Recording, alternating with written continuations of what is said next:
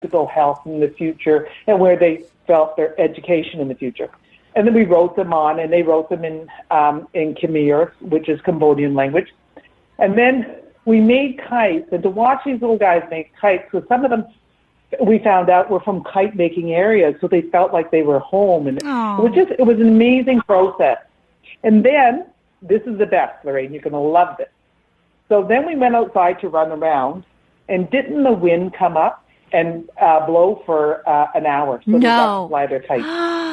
My, that's God. Yeah. That's a miracle. That's a God thing right there. Cause that's too amazing.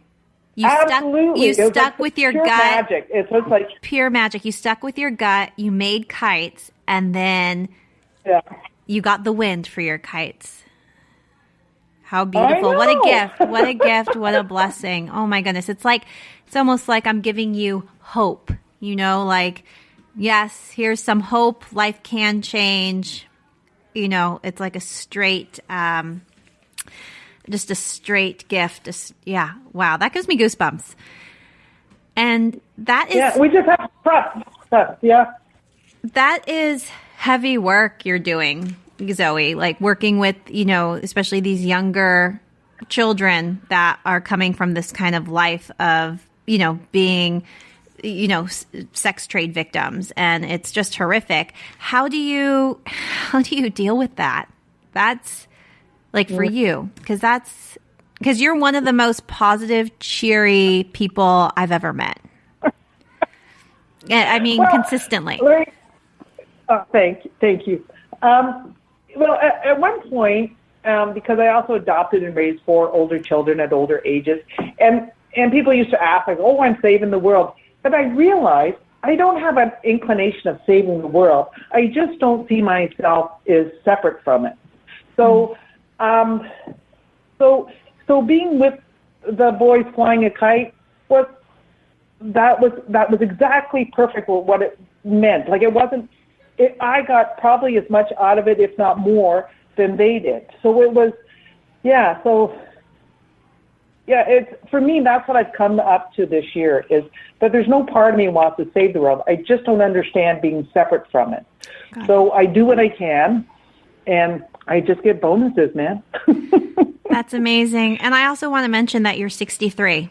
Like, you are still rocking the world at 63 and living in the Arctic and being amazing and being super productive and adding so much to the world. You're not stopping. No. I still probably have more energy than most people. What do you attribute that to? I'm not. I think it's just about letting go. I think it's about being part of the world. Being part of the world, like going with the flow, going with the energy, not stopping, like being willing to grow, willing to change. And while I'm doing that, it almost takes age away.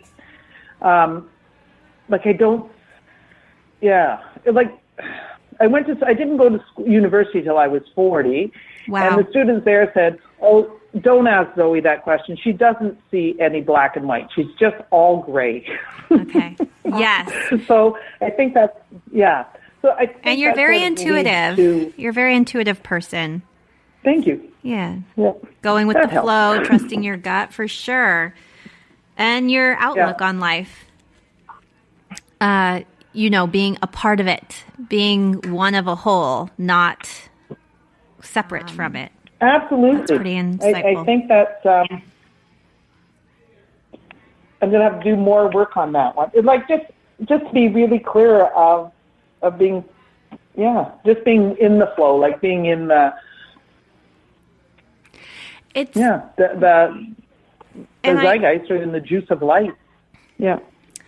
And going back to your work with children, and I know you work with people of all ages too, is there a part of you that gets attached where you're just like, I want to take these kids with me and like rescue them and save them, and like, which is obviously too much for anybody to do. And, how does that, do you ever have any of those feelings? I think I did when I was younger. Okay. And I feel now that what I want to do, I believe my gift is, or what I've come to, is that is to allow people to see that they are enough, that they're powerful, who they are. Like, they have all the right tools to do their life well. Like, it doesn't matter, like, stuff happens to every one of us. And when we take it, or we sit with it, we also know the answers, and we know we're okay, and we know that those horrendous things happen to us, that we're not them. And so I think for myself, I'm clearer about that for me. So I'm hoping to teach whoever my clients are the same thing, that they have all the tools to make their lives rich and interesting and wonderful. Empowering. Sounds very empowering. Yeah, it sounds simple, but it probably is. But it's huge. Like, it's huge. Like, I can't. There's so many horrendous things happening in this world, and to know that we all have all the right tools to get through it. I'm not quite sure how to simplify that, but that's it. That actually was very good. Exactly how you said it. Yes. Is there anything that you know of that people can do to help people, like sex trade victims get out of that, and just atrocities like children in that, having to be the victims of sex trade at such, innocent ages and just being so terribly young? Is there anything that just you see as just an average person that we could do to make that not so and right that wrong? I think we have to just be kind to everybody. It's to make room for people that they can grow, the room for people that they can go outside their comfort zone, or from being discomforted. I think as people, we just have to be kind. If we can remember kindness, I think the world will change. And I'm old enough to know it doesn't happen overnight. Absolutely. But if we just keep remembering to be kind, it makes room for everybody to grow. It takes work and mindfulness of that, right? Absolutely. Because, do you think some days we don't, Oh, yeah.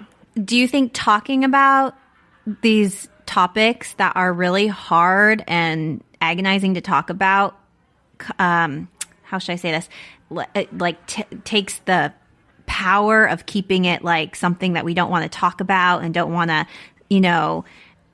really see happening? Do you think it helps by talking about these things, these topics of, sex trade victims or drug addiction or, all these things that we just sometimes are ugly, gross things we don't want to hear or have to talk about? Well, absolutely. And I think what we have to do is also get rid of our own shame. We have shame about everything. That's how that's sort of how the world seems to work sometimes. That's how we sell things or become less than. But if we can deal with our, if our judgment of what someone's life is or isn't, or what they've gone through, is really I don't know. I do believe that people really want to do well. And I think I have to believe that. So I don't know if I'm making myself believe that or it just is true. Mm-hmm. Well, and I think, when you look at people and look at, when, we're children and you see that we're good. We're innately wanting to be playful and be free spirits. And I think all of that equates to what you're saying. We want to do well. We want to, we want to be that through life. And then things happen and then you're maybe unsure about how to cope or deal with them because, they can be from minor traumas to extreme horrific traumas. And then it's like how to work through those things. Oh, yeah, absolutely. And we have to be kind. Like, it's not just, there's adults that have just never got past their childhood trauma, so they're stuck there. And if we can be as kind to them as we would be to a 3-year-old, then, yeah, it's patience and kindness. And it's hard. We have to work on it. That's our life's mission, is to be good people. And kind to people. Ourselves. Absolutely. Mm-hmm. Now, you adopted 4 children of your own.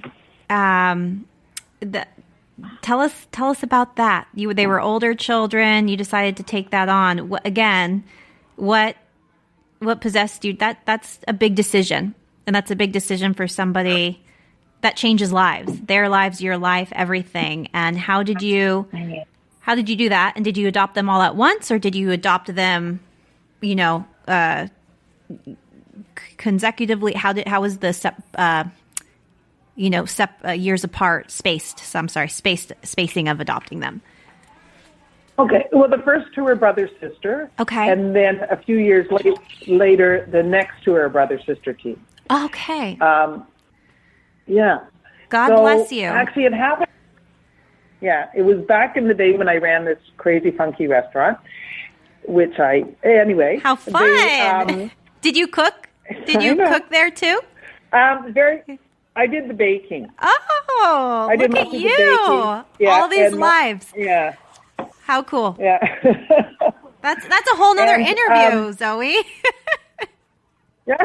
Talking about food and restaurants. Yeah. Oh my goodness. Okay. Yeah. So I was in the restaurant, and there was something. I'm always been connected to the news of what's happening, or it's totally intriguing to me. And at one point, there was something happen about kids or something in the news, and I said the government should da da da. I had a young person mouthy piece about me, and the government should. Of course, right? Good for you. Yeah. Yeah, thanks. And someone said, Zoe, if you believe the government should do that, then you're the one who has to do that. And that was it. That's all it took. No. And, yeah. And so I learned a lot of things. So did you go out to adopt these children? Did you get on a waiting list, or were these children that you knew of in your community that needed adopting? Well, the people from in Alberta, people from the south adopt from the north. People from the north adopt from the south. Okay. And where were you at this particular time? Hello. Minor hockey police. Okay. Police. Okay, I'm on an interview. I'll be back. You can come and rest me later. They're making a... Zoe, you're so popular everywhere you go. No, they're fundraising, and here they have this really cool fundraiser because it's such a small town. But then they arrest you, and it costs you $5 not to be arrested. Oh my gosh! $5 not to go. Yeah, I love this. And then, are you serious? It's so fun. It's so silly. Like sometimes people get together, and will give $30 to. Like $30 to keep someone in jail for an hour. $50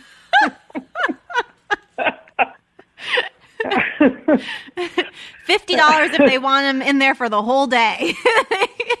That's so funny. Oh, how it's only fun. 2 hours. Oh, yeah, okay. There's a limit. Yeah. I didn't realize it was happening now, so otherwise I would have had some cash out to put somebody else in jail for fun. Put them in or let them out. That is fun. Yeah. I might have to start something like that here. I like that.